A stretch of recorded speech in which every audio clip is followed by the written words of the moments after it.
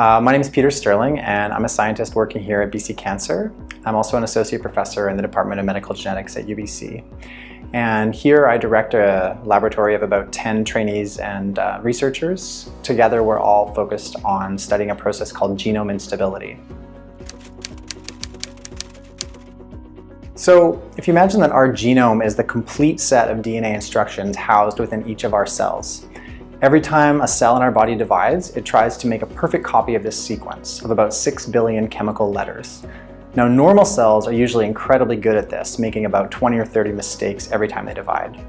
Cells with genome instability make many, many more mistakes every time they divide, and these errors lead to mutations in DNA that can change how a cell behaves. Genome instability is commonly seen in cancer cells, and because it creates more mutations, it can help cancer cell populations evolve and adapt, allowing them to spread to new sites in the body and resist killing with therapies.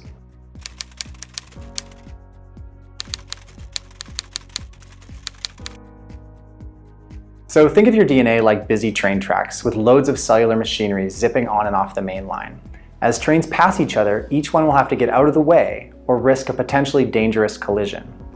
Now, R-loops occur when a stretch of RNA, which is produced by one of these trains called RNA polymerase, gets stuck on the tracks.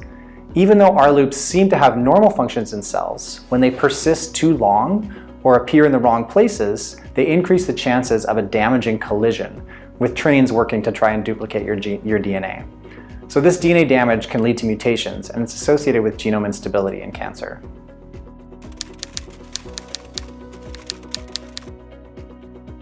I first became aware of R-loops and their potential role in DNA damage and genome instability around 2010.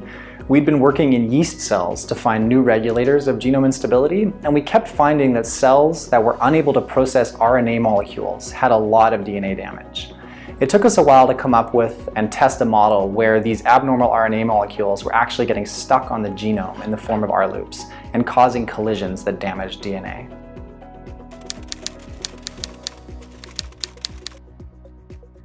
So even though yeast and human cells might seem very different, we last shared a common ancestor about 1 billion years ago, many of the fundamental activities that our cells do to grow and divide are the same as a yeast cell. In fact, humans have learned a lot about the biology of our cells from yeast. There have been at least 5 Nobel Prizes awarded since the year 2000 for work related to yeast.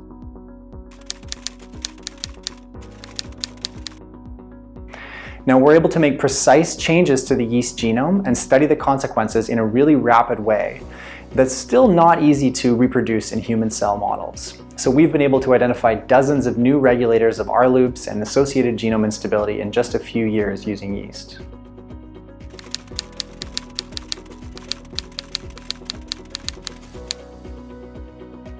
Our work, and that of other labs, has suggested that cancer cells often have very high levels of R-loops and the associated collisions that can cause DNA damage. This should put a significant stress on the cancer cells that our normal cells are not experiencing. And if we can figure out what mechanisms the cancer cells are using to survive this R-loop associated stress, then we should be able to target this with new therapies.